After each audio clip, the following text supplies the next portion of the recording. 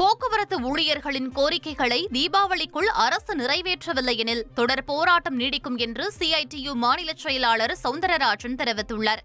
தேர்தல் வாக்குறுதியான பழைய ஓய்வூதிய திட்டத்தை அமல்படுத்த கோரியும் ஓய்வு பெற்ற ஊழியர்களுக்கு பண பலன்களை வழங்க கோரியும் சென்னை வடபழனியில் போக்குவரத்து ஊழியர்கள் 15 நாட்களாக தொடர் காத்திருப்பு போராட்டத்தில் ஈடுபட்டு வருகின்றனர்.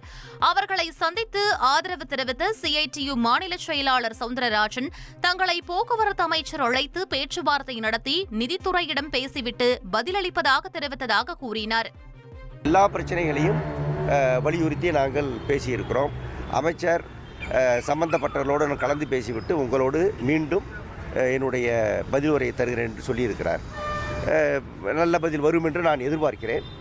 வந்தால் அதற்கு பிறகு போராட்டம் முடிவுக்கு வரும், இல்லாவிட்டால் போராட்டம் நீடிக்கும். எங்களுடைய கோரிக்கை அது தாமதப்படுவது இதற்கு மேல் இருக்க முடியாது என்கிற நிலையில் தான் போராட்டம் அறிவிக்கிறோம். பண்டிகை காலம்னு பார்த்தெல்லாம் நாங்கள் போராட்டம் அறிவிக்கல. இப்போ பண்டிகை காலம் என்பது உங்களுக்கும் எனக்கு மட்டுமல்ல, அரசுக்கும் தானே பண்டிகை காலம்.